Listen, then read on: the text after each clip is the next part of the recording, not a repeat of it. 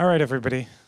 Good evening. Thank you so much for coming out. My name is Nir Eisikovits. I'm the director of the Applied Ethics Center here at UMass. And our meeting today is part of a project that has been generously funded by Mass Humanities to explore public memory in the United States, specifically to explore some of the debates that we've been having in the last year around Confederate monuments and how to think about controversial monuments and other memorials to problematic historical figures.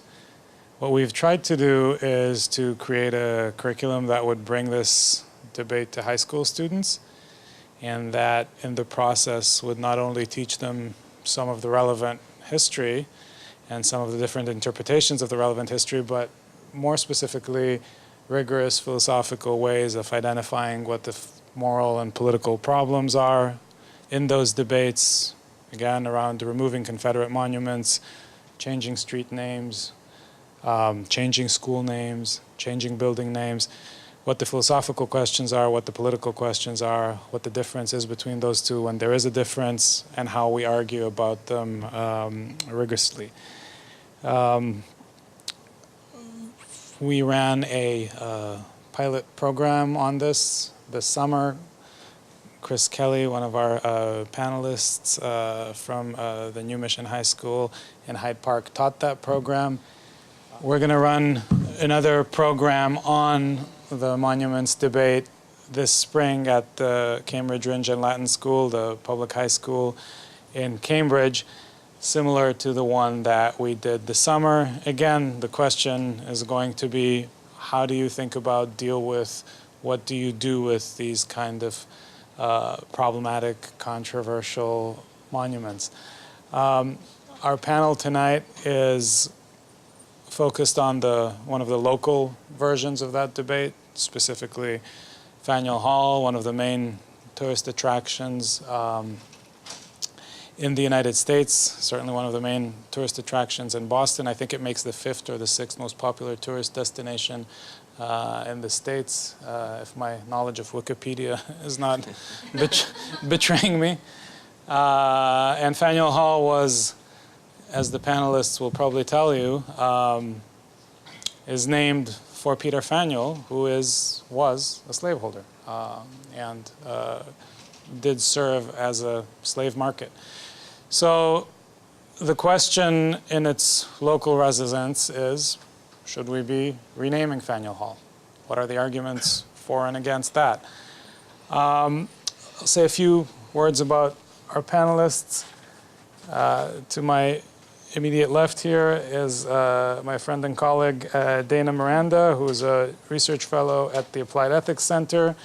Dana is a 4th-year doctoral student at the Department of Philosophy at UConn, and he does work on depression and the philosophy of depression and mental illness, is writing his dissertation on that, and has also done really interesting work on public monuments.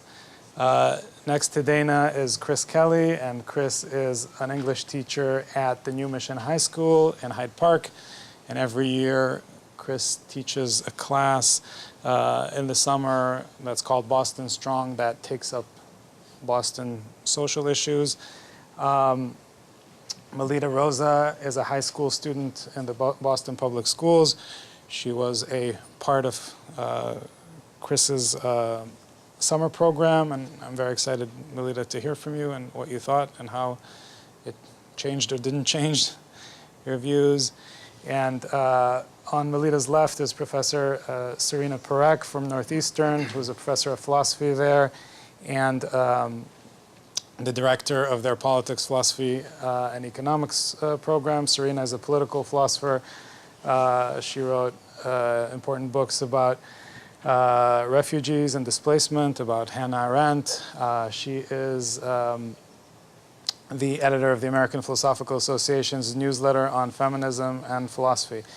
So what we're going to do is have each of our panelists speak for 10 minutes, more or less, give a perspective specifically on the Faneuil Hall question on the Faneuil Hall debate. And we'll open it up to questions from you guys. I want to say thank you to Jeff Folks from Urban Scholars for helping organize this, and to my colleague Ellen from the Development Office, who helped put together this project and the application for it. So thank you very much, Ellen. And Dana, I'll let you start. Thank you. So hello, everyone. Thank you for having me. Again, as Nir said, it's great to see such young faces in the crowd. And to put it rather briefly, just because we only have 10 minutes, the first half of my presentation will really just deal with why are monuments important? Why is the philosophy of history important for us? Like everyone in this room, why is it of public importance? And then because the title is what should we do with Faneuil Hall, I'm going to at least provide an argument as to my own personal opinion. So to begin with, when we talk about philosophy of monuments or the public significance of monuments, one of the key issues at play are that history, are we going to think of it as something alive and dead, or is it going to be something that is just pure facts? So we have a conception of history is we're just telling history as it is. So we have a certain narrative, a certain history that we just need to examine, and we're going to write it down. So when we're talking about Faneuil Hall, historically, it was named Faneuil Hall after its creator, the philanthropist who donated the money. This is a historical fact that can't be erased from history. It's something that happened in the past, and it's currently still Faneuil Hall. But we also have a version of history that, if we look at it philosophically, doesn't see history as just the presentation of facts, but really a representation. There's certain interpretive practices within there where we see narratives being put into play. And so if we look at the history of Faneuil Hall, we can also look at the history of other monuments. So the Bunker Hill Monument was very important in the beginning of this country. We have presidents, generals saying that Bunker Hill should be the Mecca of America. It should be a site that should never be forgotten. And if it is forgotten as being nationally significant, there's something wrong with our country. And so we've had presidents go through the Civil War and go back to the site to reunify the nation. But as we all know, we're locally in Boston, but outside of Boston, Bunker Hill doesn't have that same significance. The Statue of Liberty, Mount Rushmore, these are more sites that have that national significance. And so part of my research has been looking at, well, how do narratives or public significance of monuments change if they're only saying the history, if they're only telling us facts? And what I found out is that although monuments might be created or constructed to tell a history, to tell facts, they also have a particular story. So the day that the monument is consecrated, there are narratives, there are people giving speeches, there's inscriptions on the monuments. And when people go back to the monuments, they don't have to just go by that same narrative. They can create new narratives. And that's what happened with Bunker Hill. It originally was a site to protest against, or more of a site to show that our nation was founded on principles of liberty. And then during the Civil War, it was a site of reunification and reconciliation. And then in the 1990s, when there's a lot of gun violence around Bunker Hill, an artist took that site and took the famous phrase, "Don't shoot until you see the white of their eyes." It's a famous historical telling of American revolutionaries waiting on Bunker Hill and not shooting, not wasting ammunition until they saw the British redcoat eyes. And so the artist took that narrative and said, well, if we're looking at Bunker Hill, what is it public significance in the 90s? What does it mean to not shoot? What does it mean to shoot in our community when there's massive gun violence? And now when we look at Faneuil Hall, the question for me isn't just what's the history behind Peter Faneuil. We can look that up, we can go through the libraries, go through resources, and we can see he was a slave owner. He got inheritance from his uncle through slaveholding, and he owned slaves. He actually hit one of his ships, the Jolly Bachelor, sailed to Guinea in historical records, and this is the language of the time, he bought 20 Negroes and sold them. And at the time of his death, he still owned 5 slaves. He didn't set them free. So that's part of the history with Peter Faneuil. He was a philanthropist, yes. He gave the money, provided the funds. He wasn't alive to see the construction of Faneuil Hall, but he provided that money for that. Now the question becomes, what do we do with such problematic figures?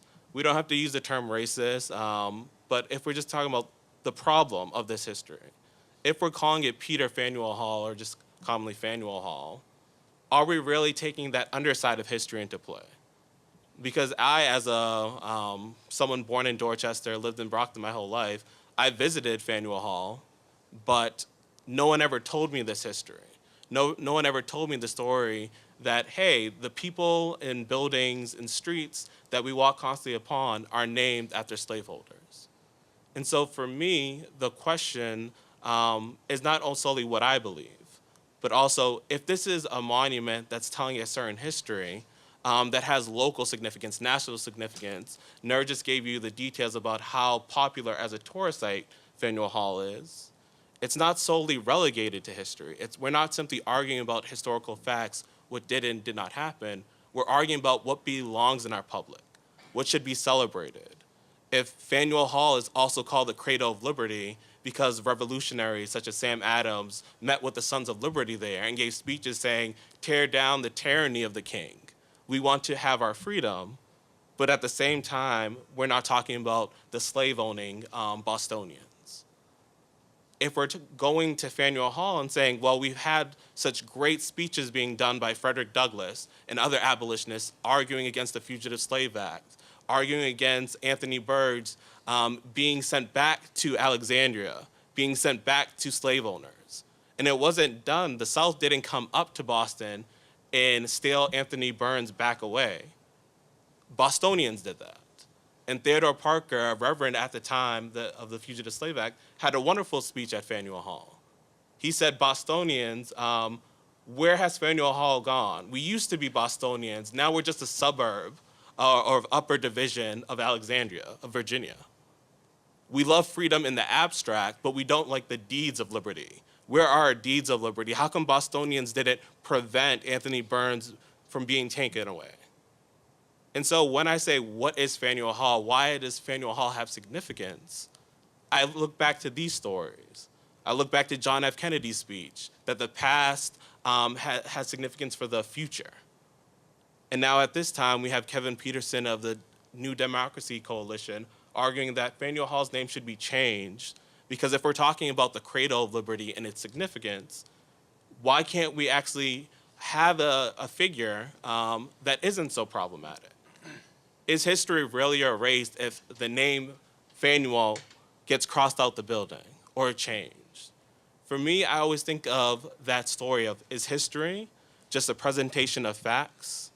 So we need to simply tell the past, and that's what our history is going to be, and it can never change. Or do we embrace that every history is a representation, a reinterpretation of our history? And especially for public monuments, things that are of public significance, for me, the question is always, I wasn't expecting that.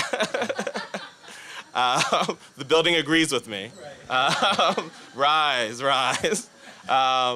For me, the question becomes, for Faneuil Hall to look at the history, I want to represent it. I want to rededicate it. And I agree with Kevin Peterson of the New Democracy Coalition. I think they have a very great argument as to why we should name it Crispus Attucks Hall.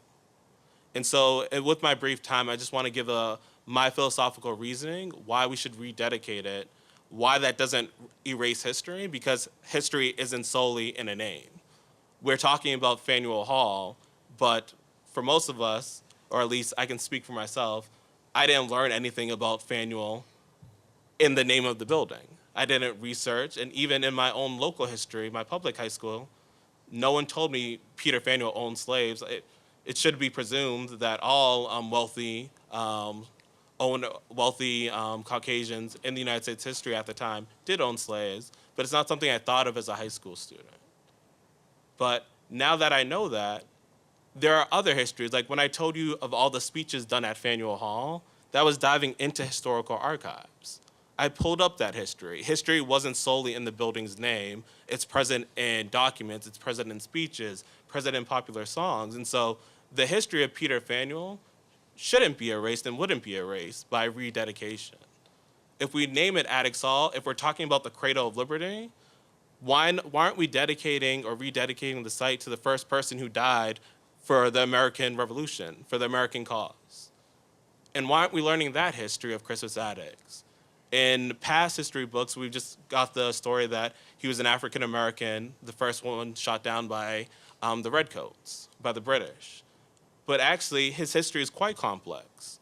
He's actually, in most histories, is either seen as being of mixed descent. So he's both African and Wampanoag.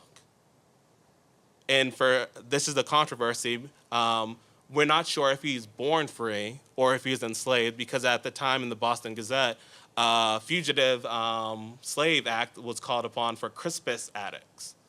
So not Crispus, but Crispus with the A. And so we don't know if his former slave owner was trying to reclaim Crispus Attucks or if he's a free person. But again, that history of being both African and Wampanoag, was he free or enslaved? Was he a fugitive? But he was the first person to die for America, first person to die in Boston for the cause. So if we're talking about the cradle of liberty, why don't we talk about the person who went to his grave for liberty? And for me, the reason why I'm so passionate about this is not only because I like history, because I like diving into archives. It's because, again, as John F. Kennedy said, the past bleeds almost into, I'm altering his words, for me it bleeds into the future.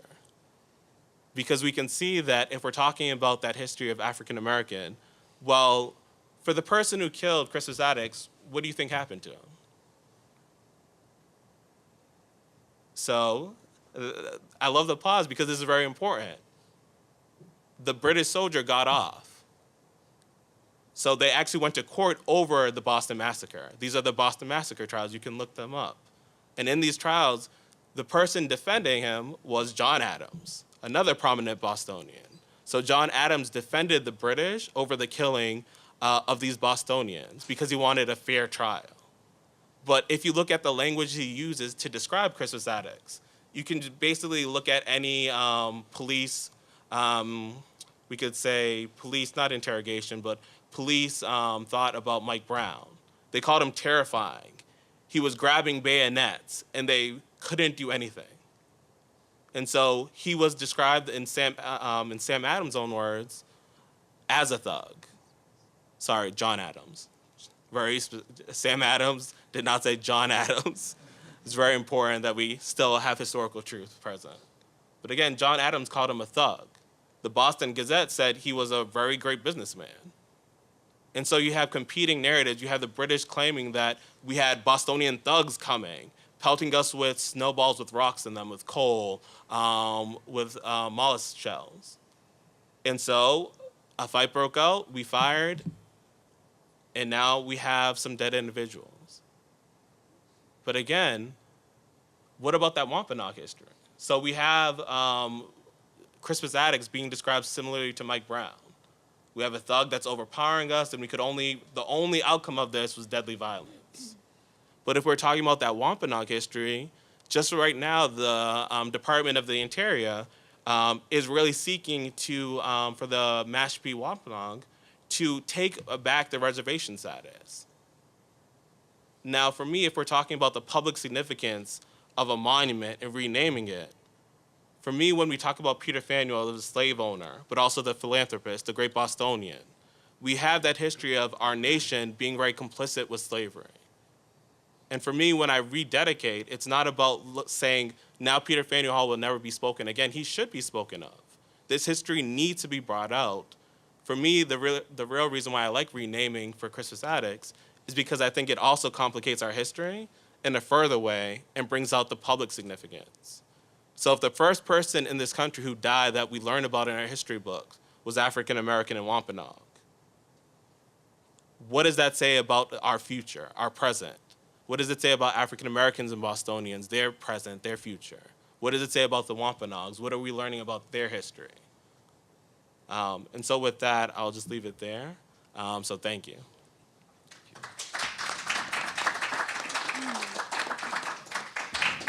Hi, so my name is Chris Kelley. It's nice to see some students who took the class this summer here, along with Malita. I'm just going to give a little background about how this class came to be through the help of Nir and Jeff this summer. Since the marathon bombing in 2013, I've taught a class called Boston Strong over at the Urban Scholars Program. When the class first came about, it was right after the marathon bombing. I was talking with someone who worked there at the time. We were kind of talking about students in Boston really not feeling connected to this movement of Boston Strong. I teach in New Mission High School over in Hyde Park. At the time, we were located in Mission Hill. Marathon bombing happened during April break. I remember coming back that Monday and talking about it, and it affected me, and I was just drawn to the news. Most of the students in my class just kind of shrugged their shoulders and didn't seem to care. And I remember at that time making that connection, saying why don't you care what's going on there? And for them, it's just well, Boston isn't strong to me. Boston isn't a place I feel welcome. So then that led to talking to some members of the program. We decided, let's make this program, let's make this class called Boston Strong. We'll teach students that Boston is a strong place and they do feel welcome. That summer I go have my students, about 15 students. Most of them, I'd say 90%, were first generation. They were new to the country. Most had been here only a couple of years. And in the idea was we're going to teach them history, we're going to show them this great place. And really what I found was they just didn't feel connected. And I started to really see, it opened my eyes to see why they felt that way. They weren't happy with their public school system. They weren't happy with their neighborhoods. They weren't happy with just they didn't feel part of the community. So what that led us to, the class started to change over the years. Instead of being this historical background of Boston and telling you how strong Boston is, it became, let's try to make Boston strong. Let's identify the issues, let's identify the problems, and let's try to reach out. So over the time, we've had Tito Jackson came in to speak at one time. We went down to City Hall, we went down to the State House, we met with some representatives, and it was great. Police commissioner wrote back to some students. So it was really fun, it was nice. That had been going on for over 4 years. I think I was getting a little sick of it, just over time. So when Jeff reached out to me this past spring and he said he had someone named Nir, who I got to meet, and said, we have this new idea for your class and I'd like you to hear about it. I was excited because, it was good to kind of change things up. So Nir brought it as this, let's look at nationally the Confederate statue movement, taking down the statues, and let's try to see if we can apply that locally. And at first, when I looked at that, I'm well, we don't really have Confederate monuments in Boston. We found out there was one. But over time, we're how does that connect? And we started to think, well, what are the issues that we have in Boston? And we really lucked into Faneuil Hall becoming an issue in the spring. Because at the time we first started talking about it, Dana knows this stuff. Dana knew about it, but I don't think it was more in the public eye at the time. But the more we developed the class, Faneuil Hall and Yawkey Way just became major news stories. So it just fell into our lap. So what we did with the class was we approached it as, let's look at what happened with the Confederate monuments down south, and then let's take it and say, what can we do? Should we be tearing these monuments down? Should we be changing their names? And the students I had 2 classes. One class had about 25, and one class was about 13. So we had, about 40 students learning about this summer. And like I said, some of them are here tonight, and it was great. So what we did was we looked at the national movement. We had Dana provide us with great materials. We watched some videos, and we really talked about it. And for some of the students, it was new to them. They maybe knew a little bit about the national movement, but they didn't know a lot. So we learned, and it was great. And then we started to look locally, and we really took the Faneuil Hall debate serious. We looked at Yawkey Way, we took that serious. And then we started to dig a little deeper, and like Dana mentioned, street names, school names. And we ended up making this Google map of about 20 places that were questionable. Faneuil Hall being obviously the major point, Yawkey Way. But we started to look at this George Washington statue. Why is that there?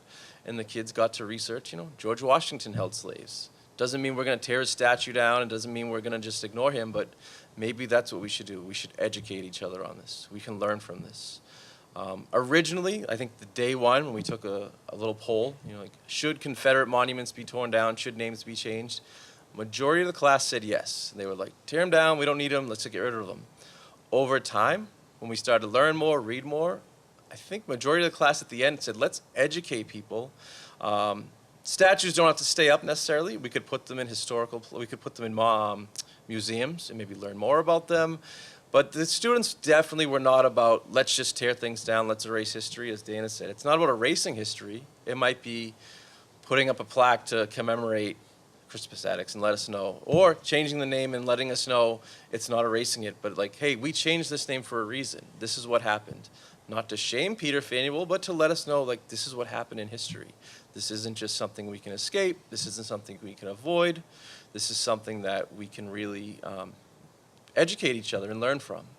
And the students did great projects. They did creative projects. Malita here wrote a story that was like 20 pages.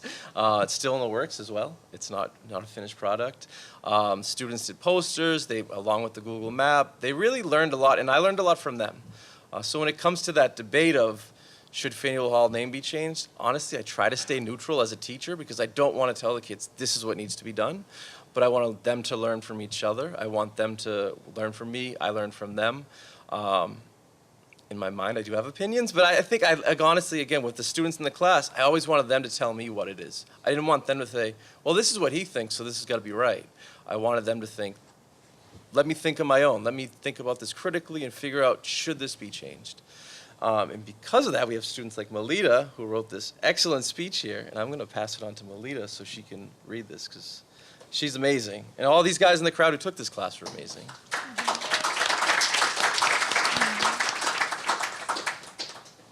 Hi, my name is Melina Rosa. I'm a junior at Excel High School, better known as South Boston High. I first want to start off by saying thanks for giving me the opportunity to be here. Oh, it's not on? Oh. Is it? Oh. I first learned about the problem that surfaced around Faneuil Hall in Mr. Chris Kelley's class at Urban Scholars, which is a program that I take part in year-round. Chris's class was more like a history class I never took in high school or really in school in general. In his class, I was able to learn more about ongoing issues that directly impacted my life instead of learning about things like the Crusades or how many generals were in a militia that honestly have nothing to do with me. I was able to learn more about things that have either a very positive or very negative impact on my life and how hundreds or thousands of other people go on about theirs. When I hear the name Faneuil Hall, my mind automatically goes to, oh, it's just some place in downtown. I don't really think to associate it with slavery or racism, so I was surprised when I learned the truth about it and what really happened. I believe that Faneuil Hall, like any other public place, should be a place where people feel comfortable being in or around no matter what they identify as or who they are. So I'm here to answer, should Faneuil Hall's name be changed? And my answer is yes and no. I say no because changing the name of places like Faneuil Hall and what used to be Yawkey Way opens the gate to more things like, well, if these names are going to be changed, then we should change the name of places named after George Washington and Theodore Roosevelt because they owned slaves or, well, because they were racist. I'm not the only one who believes this. Over the summer, Donald Trump I don't support him, but Donald Trump was quoted to have said this about the Robert E. Lee protests. He said, "This week, it is Robert E. Lee. Is it George Washington next or Thomas Jefferson? You have to ask yourself, where does this stop?" And I personally believe it's not going to stop, at least not until the government stops funding things like this. People are going to keep asking for monuments to be taken down, for parks, streets, and buildings to be renamed or torn down. America may be a free country, but nothing's free. The price for monuments alone can range between tens of thousands to hundreds of thousands of dollars. The estimated price for the Robert E. Lee statue to be removed was $600,000. And I'm no expert, but generally when you change the name of a place so big and highly known, it's not cheap. I would assume changing the name of Faneuil Hall to something else would be in the range of a couple $100,000 to $1 million. I'm comparing this to the cost of renaming the General Motors Building and Citigroup Center, which is an old New York Times complex that's now owned by Boston Properties. The cost of renaming that was $1.5 million. And it's like dropping a money bomb like that on every place that somebody or a group of people don't feel comfortable with, or something that people don't like, isn't really a smart choice for the U.S.'s government or economy. Funding should be going to places like schools, research programs, underpaid employees, or programs for more programs and opportunities to offer people who don't really have an education, so that they have a chance to live the American dream, or at least get a glimpse of it. Moving forward, the reason why I say yes is for the people. People make up America. We're told we have a voice and we're being heard, but the government continues to do as they please and do what they think is right for everyone else. There are so many groups of people who aren't happy with who Faneuil Hall was named after, and like the building's history. There are also many groups of people who aren't exactly pleased with the fact that they have to walk past Confederate monuments every day on their way to work. And the government, or well, more locally, Marty Walsh doesn't understand what the people boycotting Faneuil Hall see whenever they're in its proximity.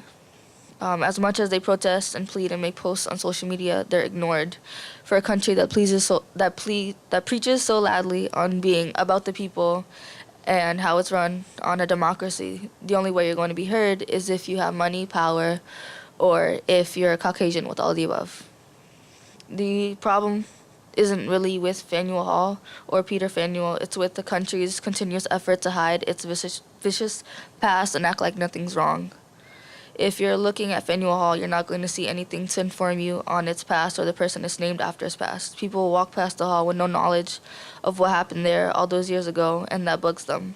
Slavery and racism are slowly starting to be normalized and becoming oblivious to the newer generations, and that's something we as a whole have to work on to make sure it doesn't happen.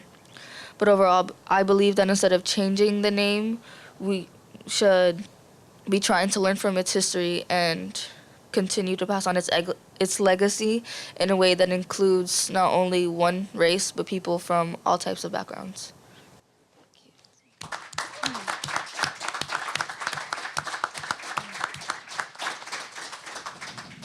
That was so great. Thank you. So I'm going to take a little bit of a different approach to talking about this topic, and talk a little bit about the terms of the debate and the way the debate gets framed, often in the media and in public discourse. And in particular, I want to talk about how we use the term racist and racism. But to begin, the way I see this debate is that it's not, in fact, a debate about naming. It's a debate about our identity and how we want to see ourselves as Americans. I think people who are not in favor of at least seriously considering changing the names of buildings named after people who owned slaves and Civil War monuments, their view of identity is America the Good. And it aims to celebrate all that's good in American history and to push out a focus, all the things that maybe we'll acknowledge were bad, but it's not part of us. It's not who we are. That's something we did. It's not us. Who we are these freedom fighters, and we're independent, and we care about people. But of course that's not true, because we're both.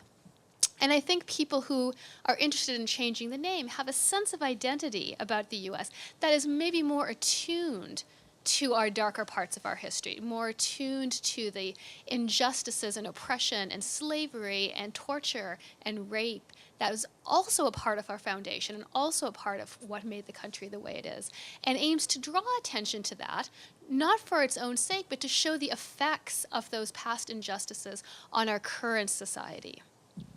So I think this is a debate about our identity and how we see our identity, which is why I think it's such a passionate debate. If it was just about naming or what monument should be where, I don't think people would be as invested in it as many people across the country are lately. So when I was thinking about this topic, I was listening to some podcasts and listening to some debates about this. And one objection that I'd keep hearing over and over again, on people from both sides, was, it's not going to do anything. So we changed the name. But that's not going to solve racism. That's not going to solve the history of racial injustice in the country. on the one hand. On the other hand, it's something like, we should focus elsewhere, right? There are other problems. We should put our money, we should put our efforts into fighting other battles. And I actually don't think that's the right approach. I do think this is a really significant issue. And let me try to explain why that is. So I think that, first of all, naming a place isn't a neutral act, right? This is an act of honoring. People don't pay millions of dollars to have their name on a building in college campuses or somewhere else because they are just naming a place. It's an honor. It's a privilege. And so we're talking about how to, what aspects of our past to make privileged, to honor, and who we're going to honor by it. And as Dana said at the beginning, Andrew Faneuil was an ambiguous person, right? He was a wealthy businessman, very successful, and a philanthropist. Great. And he was also a slave owner. And not only did he own slaves, but he was actually a very successful trader in slaves. So he was part of the mechanism that kept the Atlantic slave trade going.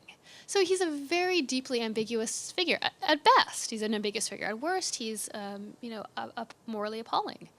That anyone who would not only own slaves, like Washington, but to actually participate in the mechanisms that make slavery possible. So do we honor this? Do we continue to honor this, knowing what we know now? And I also didn't know about this until this debate came up.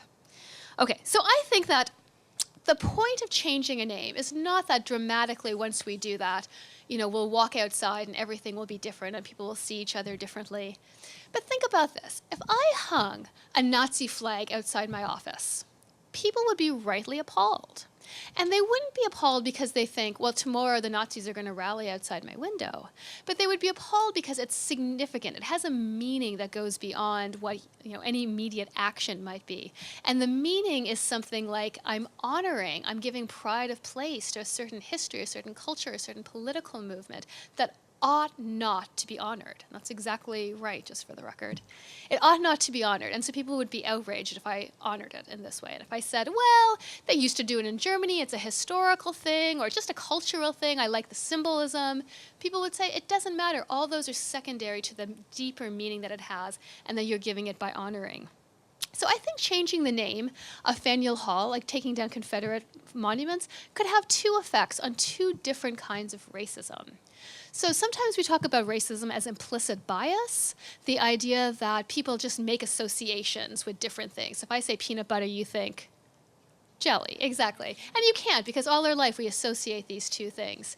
Now, if over my lifetime I only see African Americans as criminals, as violent, as slaves, it's not my fault that that's my association. And similarly, if I see white people and I see peace-loving, if I see ambitious, I see wealthy, I see philanthropist, those are the associations that I'm going to be making. So I don't think changing the name of Faneuil Hall is all of a sudden going to rid that, but it's one of those things. It's one of those things that you see every day, that you internalize, you take in, you revere. Right, slaveholding, slave trading, that's okay, no big deal.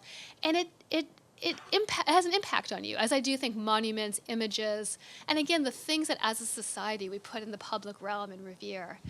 And the other kind of racism is, I think, structural racism. The fact that even in the absence of explicit laws and rules that say one race has to be superior to the other, we nonetheless have deep inequalities in many structures of our society. So take criminal justice, right? Everyone knows blacks and whites do drugs at the same rates, and an African-American man is 7 times more likely to be arrested, charged, and convicted of a drug possession than a white person who's doing drugs at exactly the same rate. That's structural racism. So what could changing the name of Faneuil Hall have to do with structural racism? So if I'm there with my kids and they say, who's Faneuil? And I say, oh, he was this guy, he was a businessman, he did some things. He owned some slaves, he brought in, I think, molasses and sugar and people, and then sold them. But that's, it's no big deal, it's okay. I think that the message I would be sending, and the message we continue to send, is that it's okay, it's not a big deal. That's not so important, that's just part of who we are. And I think that's wrong. And I think changing the name would be something like, white supremacy in all of its forms ought to be universally discounted in all ways possible. And I think we should, if there's ever a chance to make that point, we ought to be doing it as loudly and strongly as we can. Again, not because of this abstract historical point, because of who we want to be in our future and who we could be. And I think it takes engaging in this past in this way that's really uncomfortable for a lot of people, because it brings out these parts of our history and ourselves and our culture and our nation that many people want to wish weren't there or disavow. That's not really us. But they're there, and they continue to have these really concrete impacts on the lives of many people of color today. And it's part of that. And I think the Me Too movement sort of said, this old harassing, grabbing, groping of women that used to be standard is now off. You cannot do that. You will lose your job. It's no longer acceptable.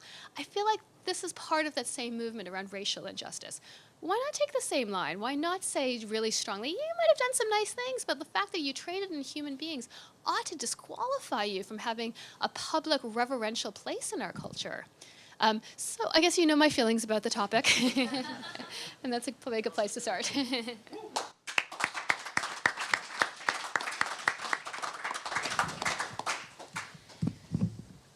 So let's open this up to Q&A. I'll go around with the mic.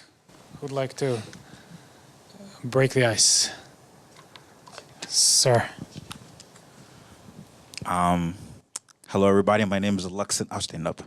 Hello, everybody. My name is Alexa Numeric. I'm with the Upper Bond program here at UMass Boston. And I, enjoyed all that I heard. I think it's a very important topic. I love that we're talking about the context of Black people in this country with this topic, because it can't be ignored, right? And really thinking about this topic, and Melina mentioned like kind of the money, right? I think that's a huge thing that we have to oftentimes think about. But I think about, and this is more of a statement more than a question, but I think about after the the Civil War, right? And you obviously have the South, that did not win that war, right? And the North kind of, won the war, and we kind of, united the country together. You had individuals in the South who were former daughters of Confederate soldiers who said that we are going to try to make sure that the memories of our fathers, right, the folks who wanted to keep slavery and to keep the Southern way of life a thing, we're going to try to make sure their lives are never forgotten. And they went all over the country and raised money for these statues, right? And because they saw the value in what their fathers and grandfathers fought for, right? And so they raised money all over the country. That's why we have Confederate statues from here to Washington, D.C., to the West Coast and every single where. And so they saw the value, and they were like, we're going to raise the money no matter how much it is, right? I would just like to think about that in the other way, right? If we really care about being in an equitable, racially just world, the money value, to me, it's intangible. You can't quantify it, right? Because you have individuals over lifetimes whose lives were changed because of slavery in this country, right? So to me, I can't put a money value on that. I think it's unmeasurable. You have to be able to really see the value on how these monuments really affect people, not just now, not just today, but moving forward in the future. I love the argument about, what if I was to tell my daughter or my son, or however they identify about a monument, right? How can I actually justify that in one way or the other? So I understand folks who say, we want to keep this to kind of maintain the history, but I also think if we're really thinking about the value and where we want to go through in this country in terms of racial justice and equality, the monuments, there's no argument for a monetary value. No matter what it costs, it has to happen, right? Because I think that's the way we can move forward. It's more of a statement. Can I respond? So, great point. And I wanted to just add to that most of the Civil War monuments didn't come up after the Civil War. Right, they come up in 1919 and then again in the 1960s, both at 2 points in which African Americans start to gain civil rights. And the meaning initially is not memorializing the Civil War. It is pointing out white supremacy has got to maintain itself. So you're absolutely right. Like, there was a determination behind it, and it wasn't this innocent determination to memorialize history in our past. It was to make a point about the inherent correctness of white superiority in America.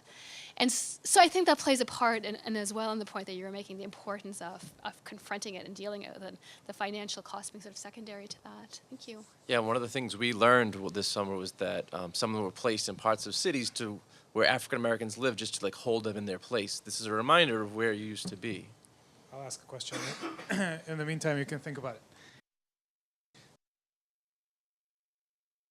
This is to really anybody who wants to take it. It was Serena's point who made me think about it. But now that we are having the discussion and the debate, right, there was this initial reaction that a lot of people didn't necessarily knew who Faneuil was before the argument comes up, and it's just Faneuil Hall where all the tourists go and so on and so forth.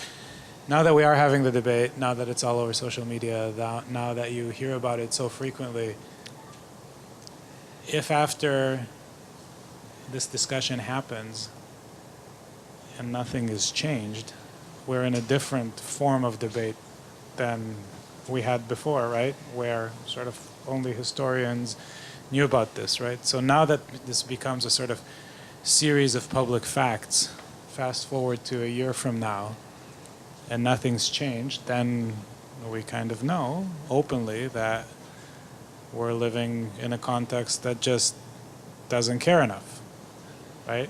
We can't. So to the extent that the laws that we have and the monuments that we have signal who we are, and when the knowledge about those monuments turns from latent into explicit. Now we know Faneuil Hall was named for Peter Faneuil, a slave trader.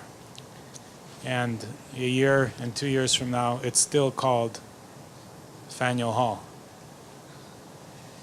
What then? So thank you for the question. For me, I think part of the debates are always that it's a public debate. So although we might have told our personal opinions about where do we stand on monuments, this is a public question. And so although I kept talking about the New Democracy Coalition, because they're really the spur that got this public conversation started. So beyond the historians, behind the people that are just interested in history, we now have everyone in this room who know this history. And so part of my job as a professor is to, again, like Chris reiterated, like when I'm in the classroom, I don't tell people this is my opinion on every monument. I can't do that because, again, it's a part of learning process, and also where do you actually stand on the issue. And part of teaching political philosophy also means that as political agents, if we're in a society that's intersubjective, which means we're all in this together, what does it mean to do something politically? What does it mean to do something collectively? And so if we're just doing the hypothetical, in 2 years, Faneuil Hall didn't change, on one hand, we could say, depending on what side of the debate you are, for me, it'd be a disappointment. It's a disappointment that we still have not recognized history. Now, the name Faneuil Hall can be there. We could have plaques. We can have many different ways of altering the meaning of Faneuil Hall. But for me, I want to radically change that meaning. And for me, the reason why ADX is so important is because that conceptualization, it brings out that history. So on one hand, there would be disappointment. But on the other, I know with any political fight, with any public debate, that it's always ongoing. We can't ever think of it as closed. So if in 2 years, nothing's changed, why don't we have another talk? Why don't we have another debate? Why can't we go into the classrooms and have these conversations and say, in, I guess, either 2020 or 2021, however you want to put it, why are things such in our country that Faneuil Hall can still stand if we're talking about like the Me Too movement? Or if we're using Hannah Arendt, where she talks about reconciliation being a merciless boundary, that it's not forgiveness. There are certain things that ought not have happened. So if we're thinking about the slave trade and the history in the country with indigenous dispossession as well, these are things that should not have happened. But we live in a settler colonial country where it's still premised on the Wampanoags. Although we can talk about the reservation, they're also talking about being dispossessed from their land unjustly. If we're talking about African Americans, still have to deal with the history of not only slavery, but ongoing racism in the country. And so for me, these are ongoing conversations until we can actually change structures, until we can change things. So that's where I would stand.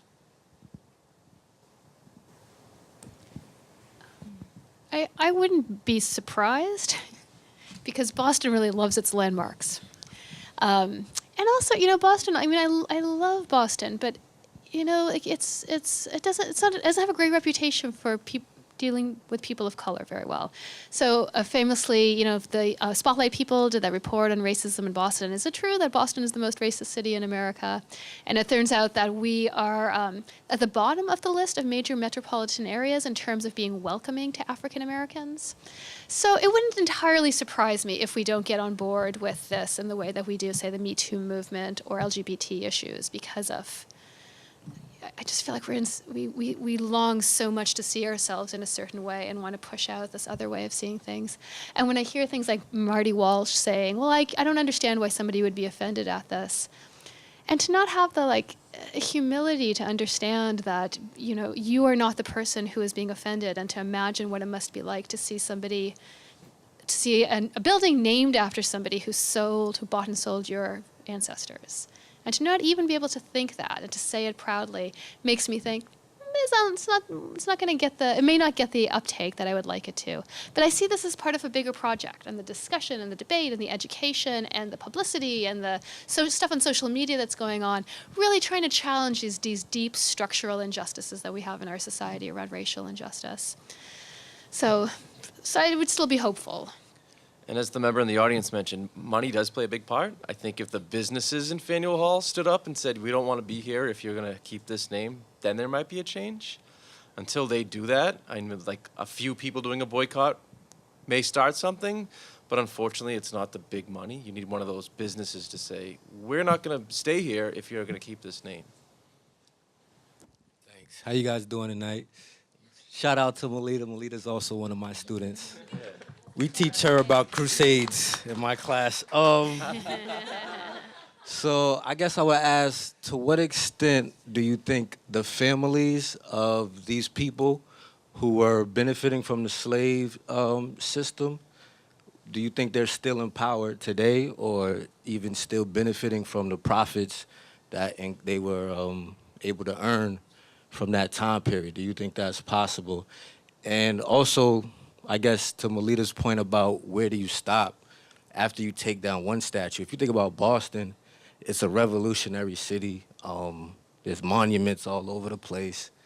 But the revolution in itself was a battle over the profits of slavery from one empire to the colonists that were here. So everybody's hands are bloody. If you ask me, when would you stop taking down monuments? So I agree.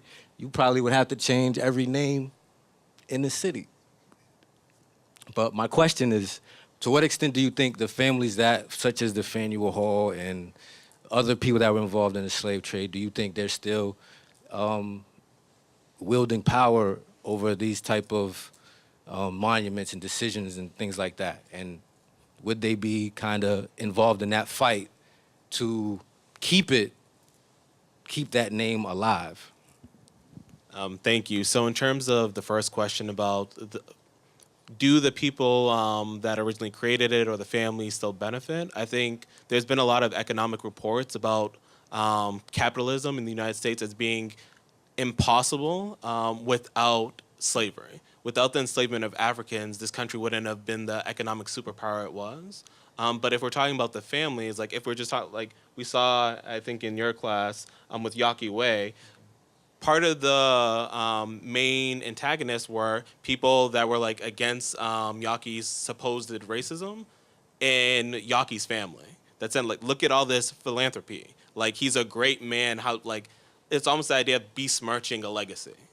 If you're gonna he not only had the team, he gave all this money, and because of some incidences, they always say incidences, we're gonna take away all his legacy and not have any public significance. So I think there are still families like the Daughters of the Confederacy are still ongoing organizations. They still perform upkeep on monuments. Again, that money element. So not only in the 1919 and 1960 were the time frames of when monuments were created, they were often placed by people with money. So it wasn't the community coming together like us saying, hey, what do we want? Who do we want to celebrate in our communities? You had particular groups of people who historically benefited from slavery or were for the cause of white supremacy saying, we're going to raise the funds, we're going to do volunteer drives, we're going to do, you know how to raise funds, donations, we're going to get the money, and we're going to have these monuments. We're going to put them in public places. We're going to put them in front of the courthouse. We're going to put them in the front of the public university. And now we have current day where if the people in that community, so the people going to that school, the people that go to work in that community, that live in that community say, why the hell is this racist monument here? We didn't want this here. People have that historical argument. They're like, this is part of our history. You're trying to erase history. But they don't tell you that the other part of that history that, well, the public didn't even decide to do this. It was people with money that was for a certain cause doing it. And I'll just say in terms of like that slippery slope argument that if we're dealing with the racial history in the United States, for me, it's always a deep reckoning with this history. And I think I fall toward the more radical spectrum. And when you're dealing with any public debate, you have to realize that people are going to be against you. People might have different positions. But at least for me, when we're talking about founding figures, up into this modern day, like when I mentioned the Wampanoag and other indigenous nations, some indigenous people also consider themselves Americans, but others still see this as being part of a settler colonial country. So it's not the land of freedom and of republic, it's a settler colonial site where people came in and dispossessed our land. So if we're talking about George Washington, or if we're talking about revolutionaries, why were the British even in Boston to kill Crispus Attucks?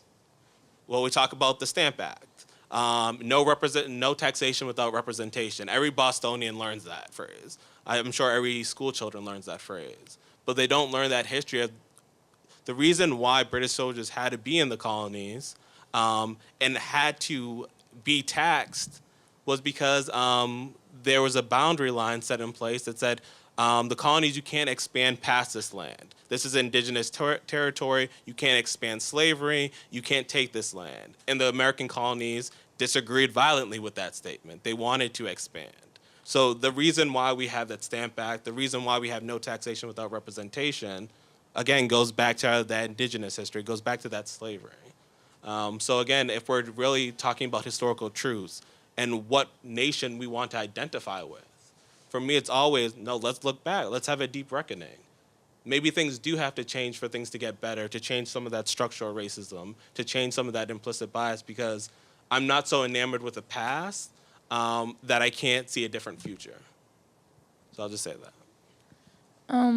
I have a statement and a question. I think that these monuments should be taken down because,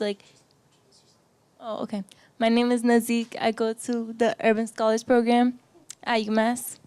And so, I believe that they should be taken down because keeping these monuments and, keeping their names is basically telling white nationalists and other people, it's okay for these Confederate statues, to honor them and, everything they did in the Civil War and everything, including slavery. And what Malita said about the Robert E. Lee Memorial, there was, a bunch of white nationalist movements, with violence and riots and a lot of chaos. So if that happens with the Faneuil Hall, if they change the name of Faneuil Hall, how will we respond to the white nationalists? How do you guys, do you think we should take the white nationalists' beliefs into consideration? No. Because I think the public realm is comprised of different points of view, but there are points of view that are so malicious and so harmful to to take them into account is to exclude other people.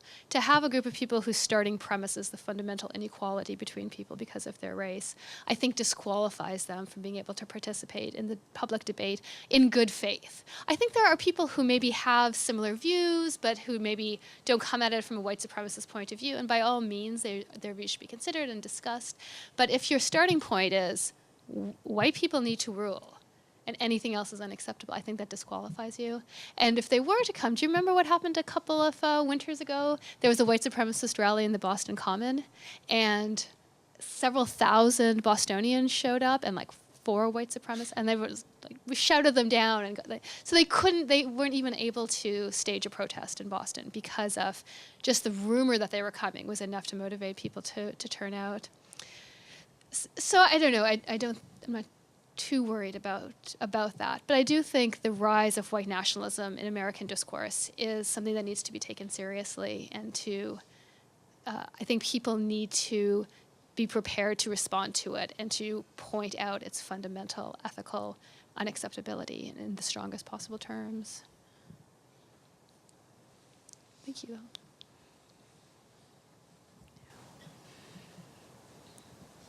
My name is Anne, and I'm an urban scholar student. I took Mr. Chris's class this summer. And I believe that this statue should be taken down because this is the only country in the world in which we remember the oppressors. Like such as in the case of the Nazis. There aren't any statues of Nazi. We remember like the Jewish and the people who were killed. We don't really, there on the streets, there's a list of names of Nazis. It's a list of the people who died for the country to change and for Germany to be more accepting. So, yeah. Anne wrote an amazing letter to the Boston Globe that was not published, and it should have been, because that was just part of what she was telling people. It was amazing. But I feel like they have the same debate in the UK, and the UK has tons of statues to colonizers and slave traders. Like there was the Rhodes Must Fall campaign in Oxford, and one of the things that people pointed out was like, you can't throw a stone in Oxford without hitting somebody who traded in slaves. And so Rhodes came to symbolize it, but they had just apparently endless numbers of monuments and statues devoted to colonizers and slave traders. So we're not unique, I think, that some other people in company with.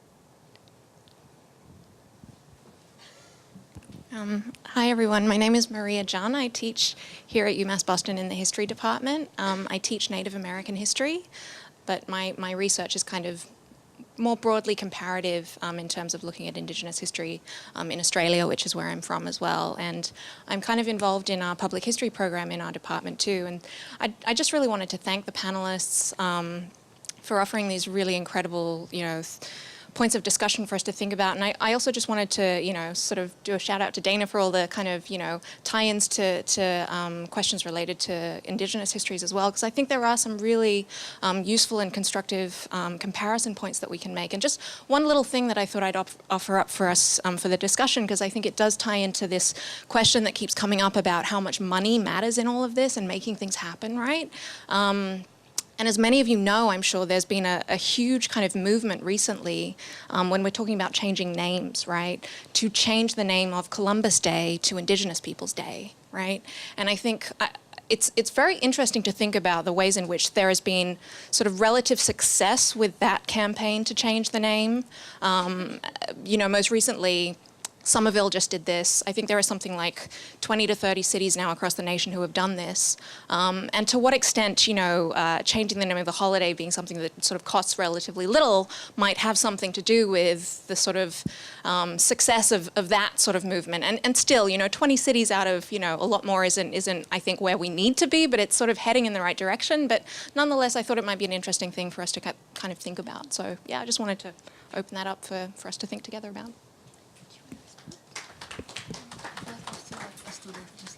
Yeah, feel free though.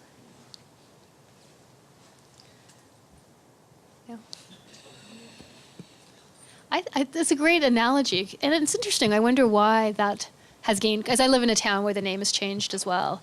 And in elementary school, it allows for a conversation every Indigenous Peoples Day about why the name has changed, why other people call it this, who the Indigenous people were, why they were erased for so long. And it's an interesting question. Why there's a momentum behind that and not Columbus Day.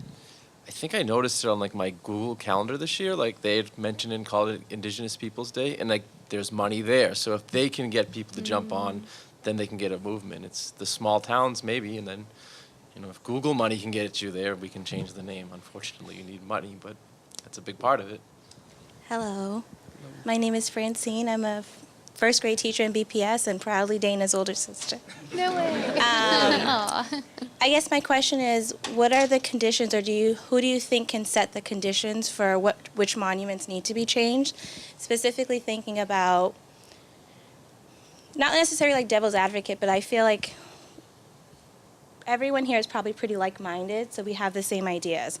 And so we have the same idea of what is right and what may be wrong. But then in another room, there's people that have completely opposite ideas. And so if we think about monuments needing to be changed because they offend us or they have a problematic history, what's to stop the people in the other room coming up with the same idea and thinking about, things that are named after Malcolm X or different people, that offends them, and now that needs to be changed. So who gets to set the conditions for what needs to be changed? Or who do you think should be able to set those conditions? Especially if you think about morality and ethics not necessarily being something universal. It's something created by countries, by people, by communities and society. And so it differs between communities. So who gets to set that? Who gets to decide the conditions for change?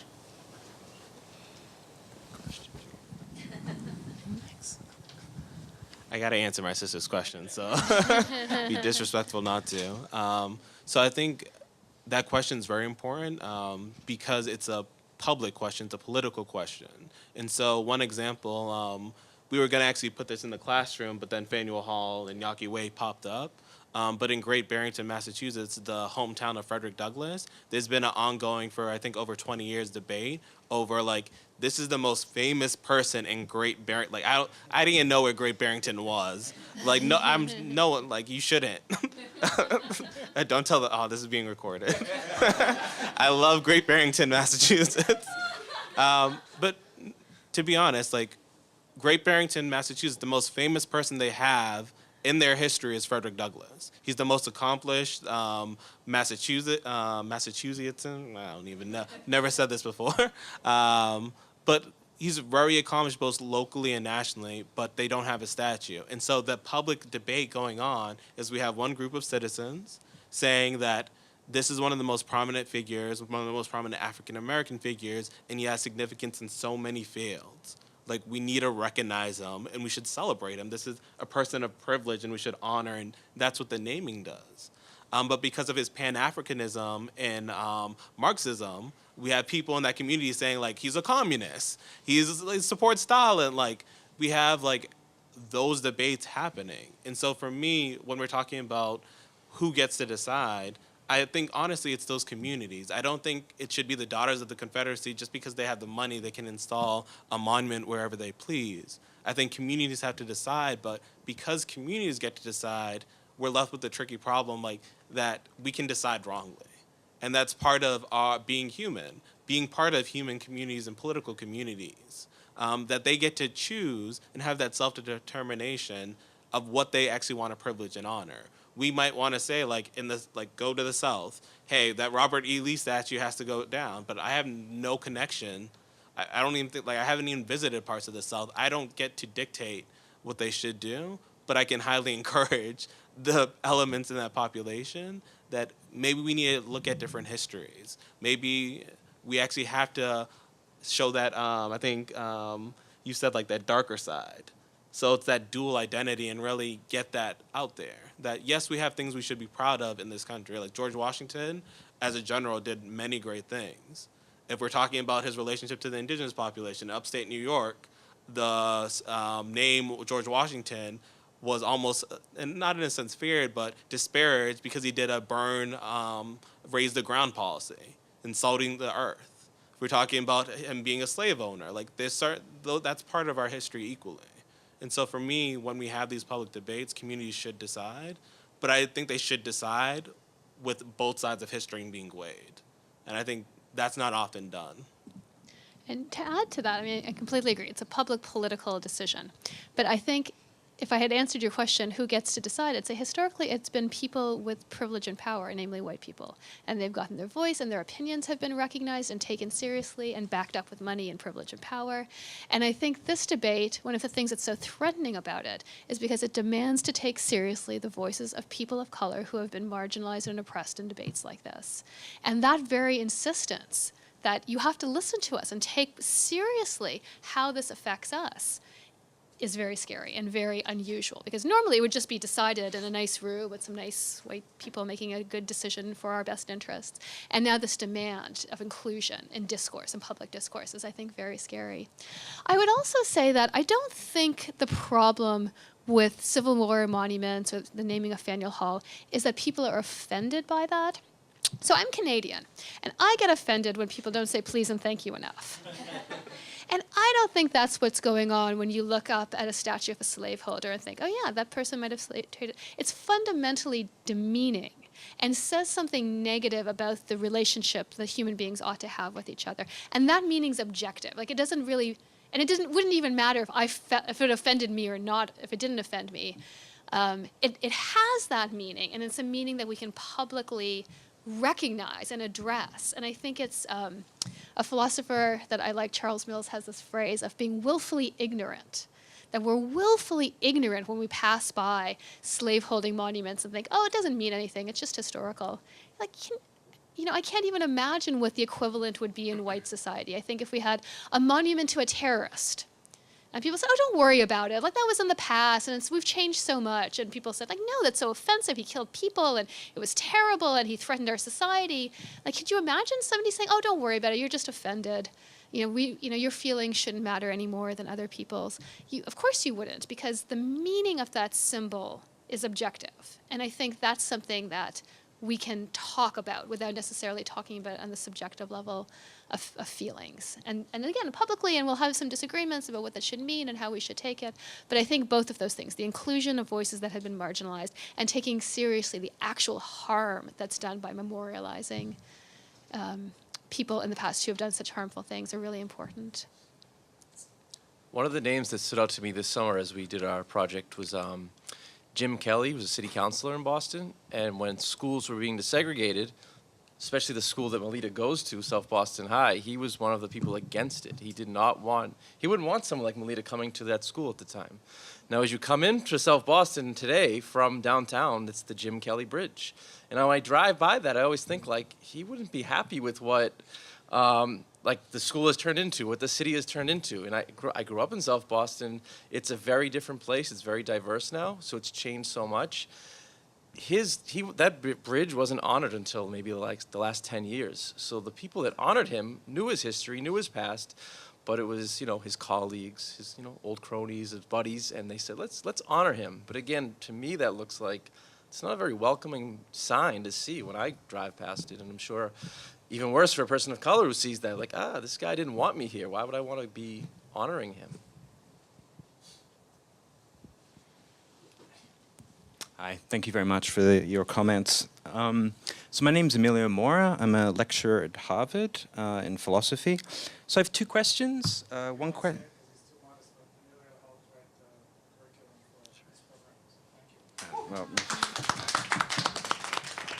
So I have one question for Dana. So some argue that if we want to enshrine new values and new interpretations of history, we do best by keeping problematic monuments and recontextualizing them in a way that would draw attention to the problematic misdeeds of the past.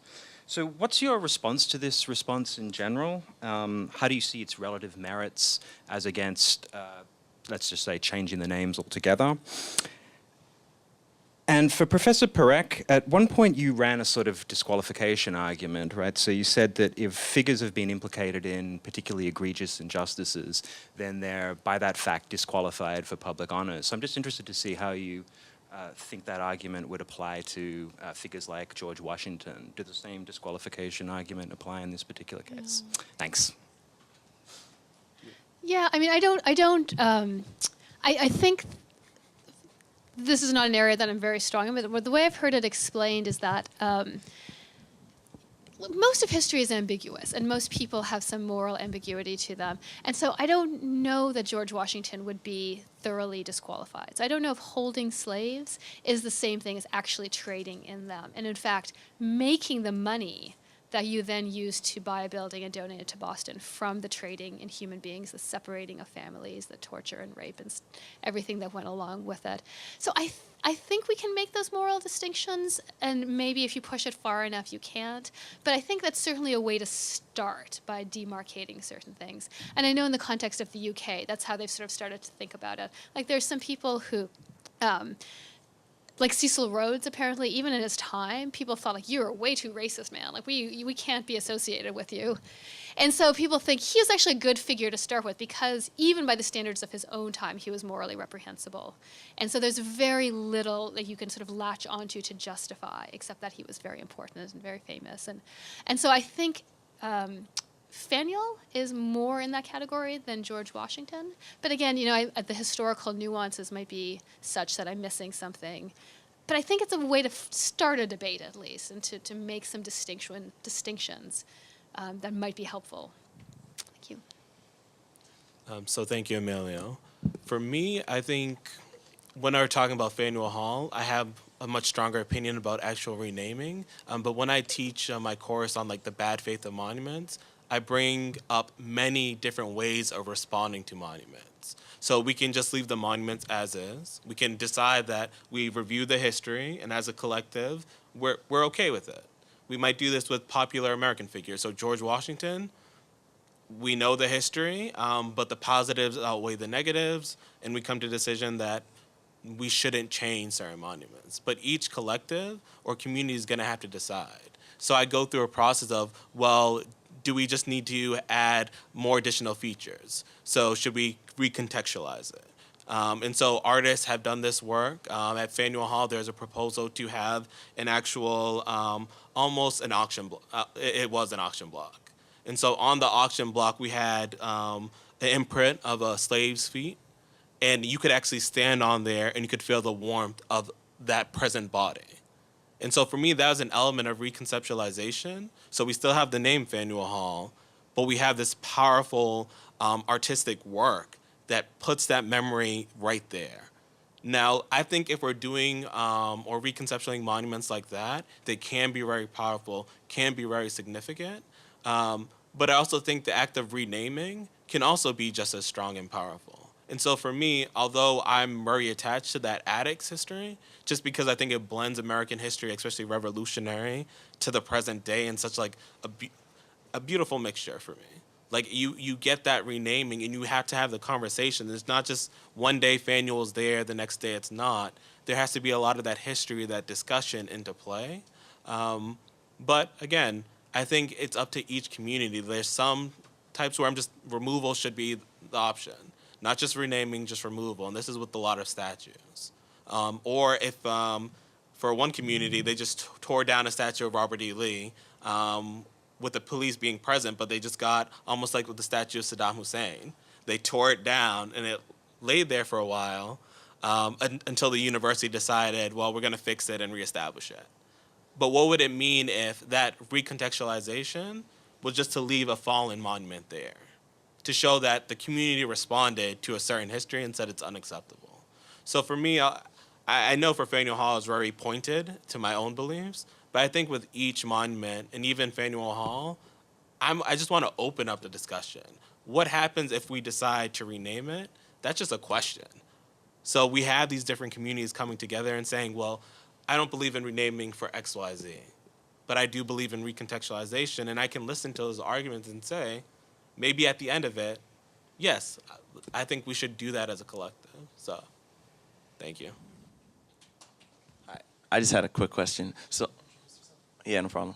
So my name is Anthony. I work with the Urban Scholars Program based out of UMass Boston, as well as Upper Bound. And actually, over the summer, students from Upper Bound, we learned a lot about the impact of gentrification in community. So I wanted to know, and just real quick, I've actually been born and raised in Dorchester my whole life, actually over in Harbor Point, directly right down the street from UMass Boston.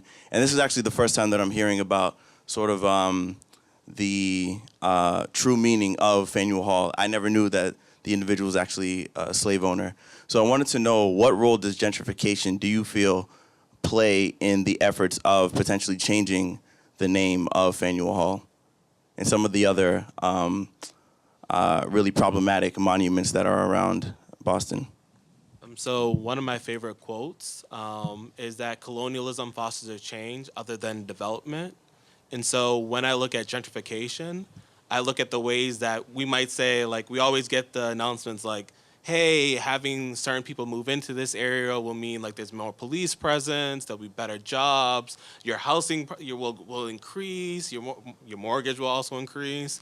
They don't say that much. Maybe your taxes will increase. But there's always this idea that, hey, if we change this community, if we gentrify this community, things will be better for that area. But what they neglect to always say is that the betterment of that area means that the actual people that currently live there oftentimes have to move out. And so in like Dudley Square, when they were doing, I think it was 2 years ago, a revitalization process, like this will be like the new tech hub of Boston, right in Dudley Square. They automatically went to, how can we rename this?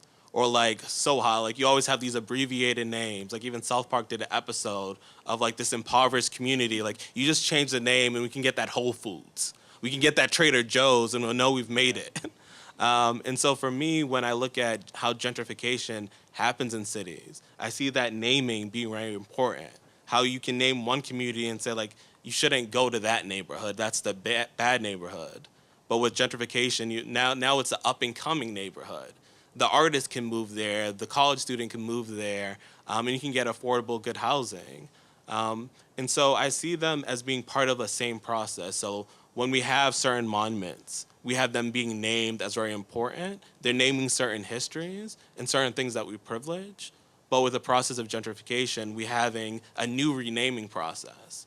But it's not usually to the benefit of the actual communities in place. And we can be honest and say it's not to the benefit of usually people of color.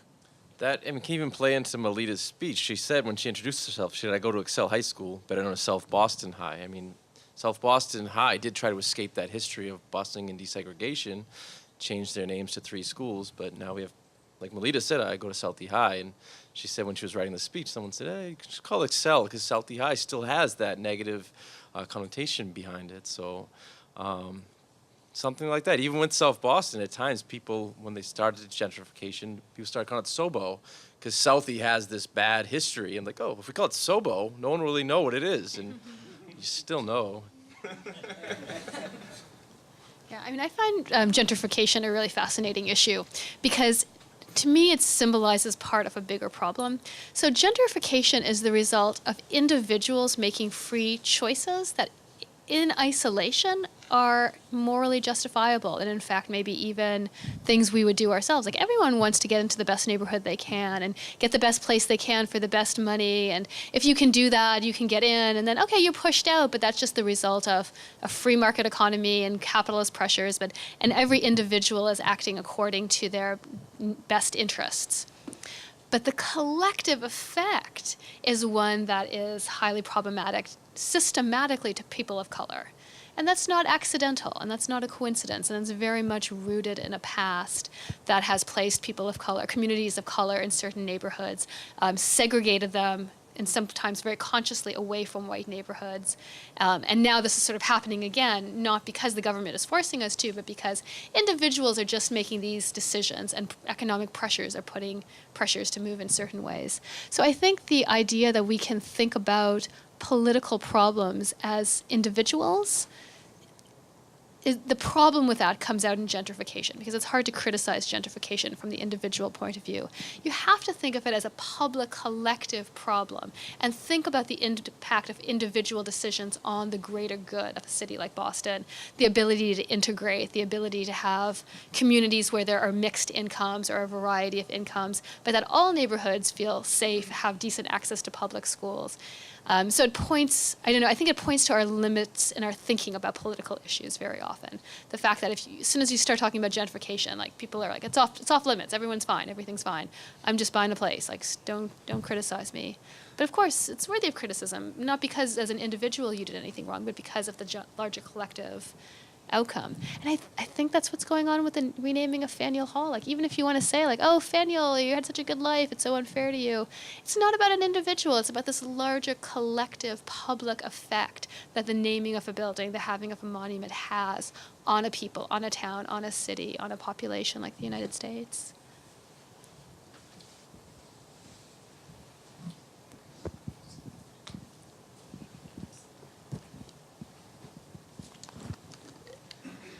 Hi, I'm Rachel. I am a student at UMass Boston, and I've been a tutor at Urban Scholars for a little over a year now. So my kind of question is we've talked, like you guys have talked a fair bit about education. You guys have talked about how the communities should decide. Well, I grew up in a suburb of Boston that's like probably still over 90% white. And I don't know of any particular street or monument that's named after something that's this problematic. But I would not be at all surprised. So how do you suggest like a community like mine move forward with that? Because then I feel like it requires a lot of the people who, like, it requires the minorities to have to step up, and it requires the minorities to have to become people who teach, and that's not necessarily a burden that they should have to carry. But then how do you, like, if the communities should decide, but we also see this as a problem, how do you bridge that gap where there is one? Because I feel like many white people in Stoneham and in places like that are, it's a mixture of willfully ignorant and just like happenstance ignorant because of just lack of exposure. So how do you bridge that? So I think that one of the things white communities can do is to listen, because I think you're right. It's not the job, it's not the responsibility of people of color to educate and teach, but oftentimes they're out there and they're doing that and they're mobilizing, and to really listen and to pay attention and to take seriously other discourses and voices and media and messages that come out that challenge people. But it's easy to not do, I think, when you're segregated, when in segregated communities, because that's one of the sorry, the ways segregation entrenches privilege and power, by keeping away these sort of alternative epistemological, political perspectives from people. But it's at least something. So I think the voices are out there if they can be given room and given space to be heard. Excuse me. And I just add to that. So part of my work at the University of Connecticut is that I run public dialogues in Hartford. And part of the work, it's not the university going to this community and saying, these are the topics that are important for you, you have to discuss them. It's really community driven. And so our community partners, the Hartford Public Library, the Wadsworth Athenaeum, the Old State House, come together and say, our communities are very interested in these conversations. How can we have these dialogues? And so what we do is we collect those topics, and then we have the funds at UConn. It's a public institution, so we put that money back into the community to have conversations that they actually want. And within that process, you can then begin to have conversations that you also think are very important. So as an individual, like these monuments debate, is that something your community wants to have? At the beginning, probably not. But that's why dialogue's always ongoing, and it really lasts a while. So we're in our third year now. And so for me, if you really want to have a conversation about monuments, you also probably should have a conversation like, why is Stoneham, right, 90% white? How did it get to that composition? Is that segregation? Is this white flight? What is this process that allowed individuals that are white with that free market capitalism to find themselves in the city, and why is it that it stays that way? Are we going to talk about real estate and how that has played a big part in segregation in the United States, or the government policies? But although I think that's an important conversation to have, I think just beginning with dialogues that are actually like present and pointed to that community allows you then to expand and saying like, hey, we're having these such great dialogues, but whose voices are now missing from that? What topics are missing? What are we not seeing?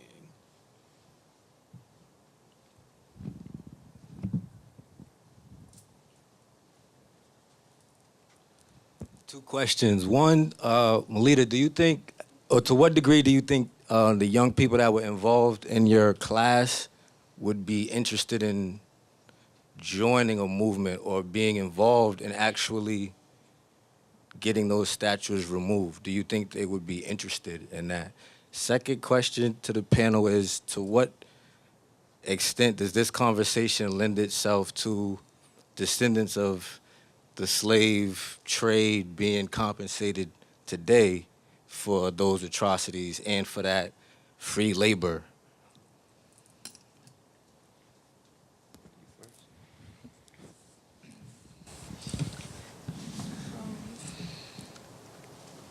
I feel like kids my age are afraid of speaking up when it comes to issues like this because adults tend to tell us that we don't know what we're doing.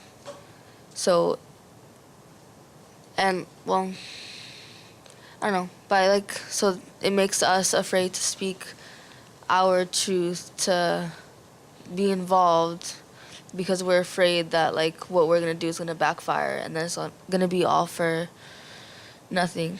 I personally, I wouldn't, because I'm afraid of what the opinions of other people, when in reality it's your opinion can make a change. So it's recommended that kids come together and make their voices heard. I don't know how to phrase what I don't know. I mean, I think it's hard, right? I think that's what Malita's trying to say. It's hard to be a student or a teenager and get that respect from adults. But I think we've seen it work in Boston a few years ago when there were the budget cuts around education. There was a major walkout, and I remember at my school, the principal actually supported it and said, hey, kids, go join it. And she allowed them to. And I remember a couple months later, she made this announcement hey, that walkout worked. They're funding us a little bit more. And you can see that right now. West Roxbury High is getting shut down, and students are fighting it. Students aren't going to just sit there and let it happen. When it comes to this, because it's not maybe they feel it's not affecting them this as much as well, my school's getting shut down versus the name of a Faneuil Hall. I think they might be a little bit more cautious there. Well, maybe I don't know what I'm talking about, whereas my school, I know what I'm talking about. But I think it's just more confidence, having adults push that in them and letting them know, you can do this. And maybe having allies like yourself or teachers that can help and say, hey, we can do this, and I can facilitate it with you and let you guys run it. I thought that was really interesting. I never thought that teenagers were scared to speak in front of adults. So that's a really interesting perspective. And what can we as adults do more to encourage that and to listen and to pay attention and because it's really important, and it's a very different perspective, and they're coming at issues and they matter to them in different ways, and maybe we could do things better to help them, to encourage them to speak more, which would be great. The question of reparations is I think a terrifying one in America, and I think one of the reasons why there is so much fear of addressing the past is for fear that this question will be raised and people may take it seriously. So do you know Ta-Nehisi Coates' article in The Atlantic on the case for reparations? So he makes a really powerful case for the connection between the past injustice of slavery and civil rights and housing segregation to the wealth accumulation today. So and the idea is that reparations would not just be this abstract symbolic thing, but you can clearly trace the harms of the past to the conditions of the present. And this by justice requires redress. And I'm forgetting the name of the congressman who files it, John Lewis, who files a bill every year to discuss reparations. It's not to have them, it's not a proposal, it's to open this topic on the floor of Congress. And it has never been done, and he's been doing it for 15 years now, I think. So threatening is this idea of reconciling with the past. And it's I mean, I just feel like this is one of the most interesting things about American life at the moment. Canada recently had a Truth and Reconciliation Commission look at past injustices against Native Americans, Aboriginal Canadians. And it was horrible. Anyone who thinks Canada is really great to people just need to look at these reports. I mean, the injustices were absolutely appalling, and they didn't end until the 1980s. But what came out of this was a historical record. It was a reckoning with the past. People criticized it. It wasn't enough. There are many things you could criticize with it, but it came into the public in ways that people had never known about in the past. It led to an apology from the sitting head of state, and it led to actually monetary payments to current people who have Indigenous status. And it was really hard and painful, but it was something that at that moment needed to be done. And I feel like the U.S. hasn't gotten there yet, and I don't know that we will. I'm also American, but we need to. But I don't know. I feel like that's such a scary question. And sometimes you'll hear people say, "Oh my gosh, that's ridiculous! It would bankrupt us. It would be terrible." And the Nazis did it, and those were millions of people, and survivors of the Holocaust still get checks from the government of Germany, from the government of Poland, from the factories that they worked in. To this day, a lot of elderly survivors of the Holocaust continue to get reparation payments. So it's possible. I think it's beyond the pale of imagination, I think, right now, though. Yeah, and I just add on to that if we're even talking about, hey, can we change the name of something problematic, or can we just remove something problematic? We have this identity issue where we have one group that's viscerally against this change of history, against any type of deprivileging. So a lowering of status, even if that lowering of status is a move from privilege to equality, we still don't have that collective grasp of how to deal with that in a way that's adequate. So when we bring up, when we're saying Peter Faneuil, we need to keep his name because his money allowed him, he gave us the funds to construct this. Well, if his funds were due to the slave trade, then he wasn't compensating the enslaved Africans. So that was free labor that built his fortune. So if we're talking about even the reasoning why we need to keep Faneuil Hall's name intact, people can disregard the actual enslaved Africans as part of that story, and say, as Serena said, we don't really want to bring up history as much as we say I'd say opponents are against changing history, about protecting history. I think most times they're about having that history actually being brought up truthfully. Because if we're dealing with the truths of how the country were actually founded, of who were impacted, of who benefited, and if that benefit were unjust, then we have to deal with, well, how do we reconcile? How do we fix this situation? Some people leave the past to pass, but for those that don't see that as being adequate, that restitution might have to be made, reparations might have to be done. Things might have to change that might loosen certain individuals' privilege to make things equal and right. But if we can't even decide on a name of Faneuil Hall, or even Robert E. Lee, a Confederate general that separated from went to war against the country, if you can still have him being no, we need to celebrate his history, I'm that's not treason. Under your own interpretations, that isn't treason. We're gonna celebrate someone who's done treason, but so I'm if we can't get to that, if we can't say this is objective, the objective meaning behind this is wrong, I think we're a long ways away. But again, that's where the struggle comes in. If 2 years from now it doesn't change, we keep moving. Actually, I think there's a important distinction. I'll give you the mic in a sec. With both the Nazi and the Canadian cases, part of the reason why there's no Nazis commemorated in Berlin and in Munich is because they lost the war profoundly, and Germany became a different country altogether, right? And historically, in general, societies recognize that their past was dead when things are settled, and when the sort of threat level to identity goes down.